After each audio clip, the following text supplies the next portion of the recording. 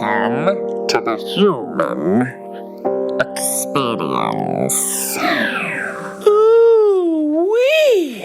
We are back. Welcome to episode number 61 of the Human Experience.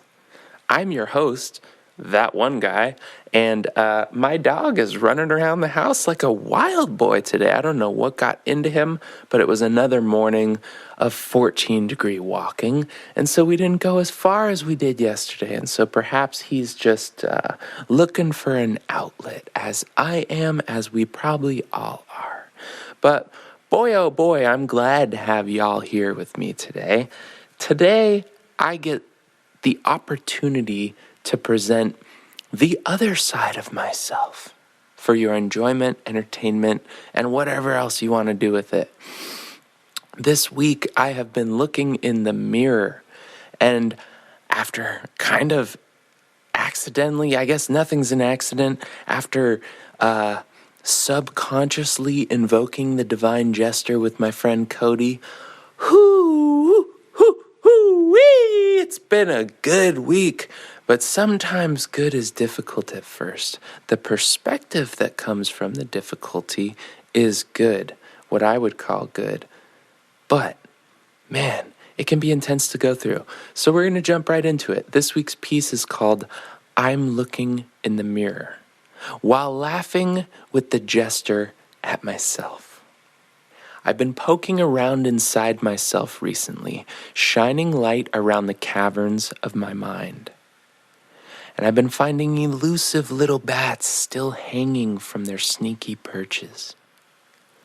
I thought I had already sent them flying from the shadows into the sun, that I had healed what I came to earth to heal. But being human offers a continuum of self-discovery, and I'm learning as I go. I've been on a journey for a long time now, seeking to know myself as deeply as possible, seeking remembrance of what I knew before taking this body. But when you want to remember, you might not enjoy everything you uncover in the process. You feel all types of ways as you work through your own mess. And in order for me to be the best version of myself I can, I breathe through it. With a little help from my friends, that is. And in a conversation with my friend and fellow writer Cody Lark, we recently invoked the divine jester while telling stories of our brothers and their incarcerations. Cody reminded me how the jester was a challenging figure in the court, held and protected by the king himself. His ferocious honesty was padded with laughter to cut through the formality of royalty. Because even the king needs to see himself. The queen needs to see herself. And what better way to do that than through laughter?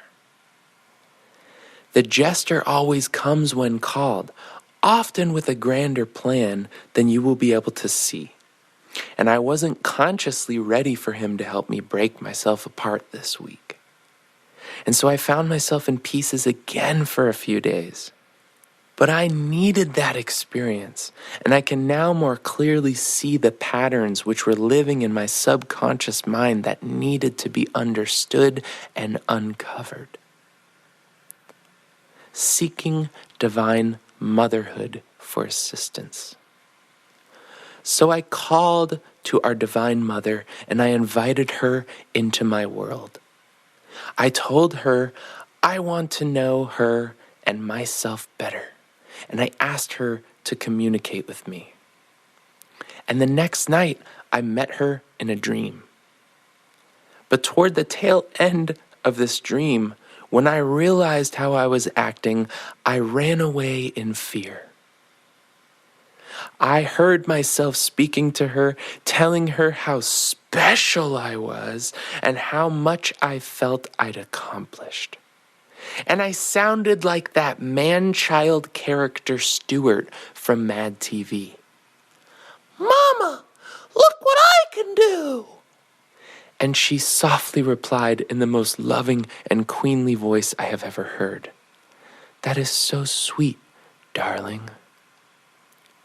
"Look at how special I am, Mama!" "Look at you go, darling." "Mama, I'm going to change the world. Look at me." "Oh, that is so sweet, darling." And you'd think I would have tired myself out at some point, that I would have asked her to speak freely to me, but I kept going on and on about myself. And she, with royal patience, loved me unconditionally. She called me her darling, and I felt unequivocally loved, seen, mortified, and embarrassed at the same time. And as soon as I went lucid, realizing what I was saying and to whom, I ran away in embarrassment back to my earth body. And the jester laughed on my way out. "Ha, ha, ha, ha! Did you get what you came here for, kid?" A moment later in my bed, I woke, letting out a long exhale. I did not judge myself, but I became a witness of my own behavior. I had gotten exactly what I asked for, but in a way I was not expecting. In my mind, I wanted her to tell me things, secrets about what I'd forgotten. But she simply held the mirror for me to see myself, loving her darling unconditionally through his learning experience. And then reaching down to find Juice at my side where he always sleeps, I told him, "Wow, buddy, I'm still learning to love myself unconditionally. I thought I was doing it already."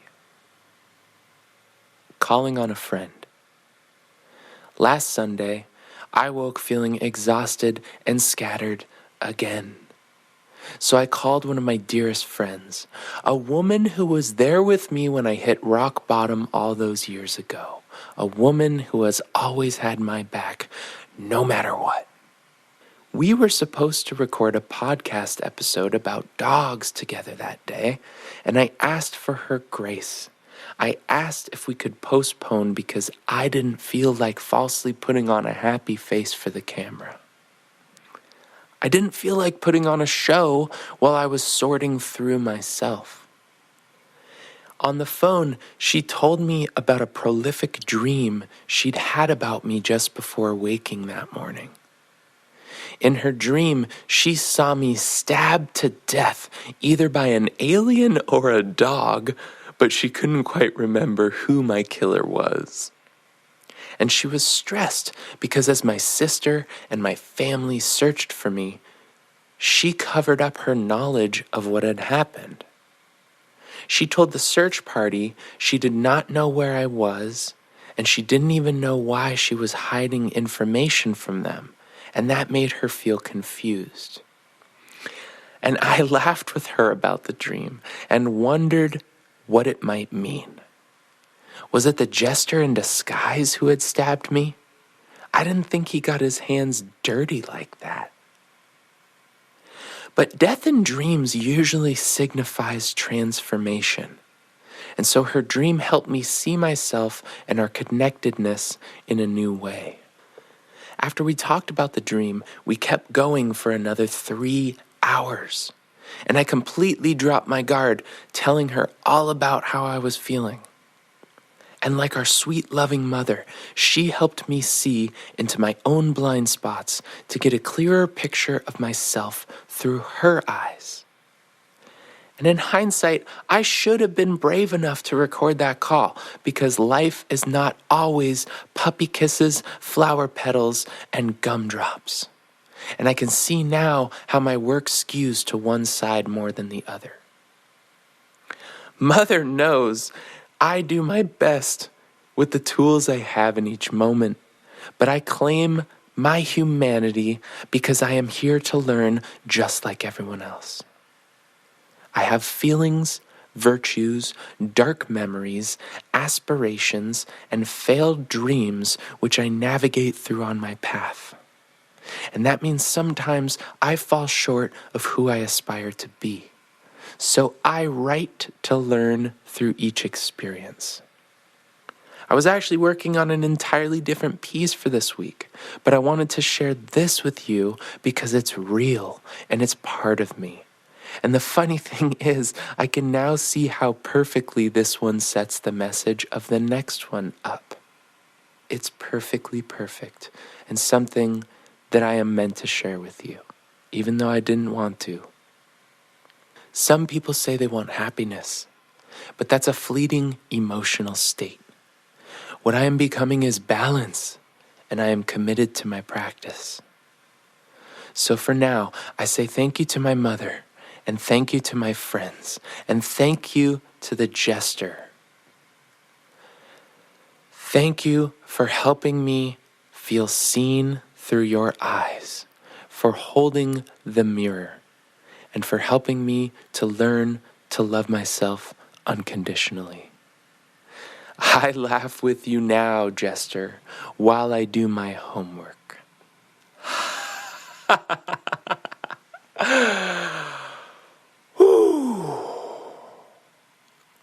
Thank you for being here, my friend. Thank you for being a witness. Thank you for allowing me to be seen. I love you, and I will see you next week. Over and out.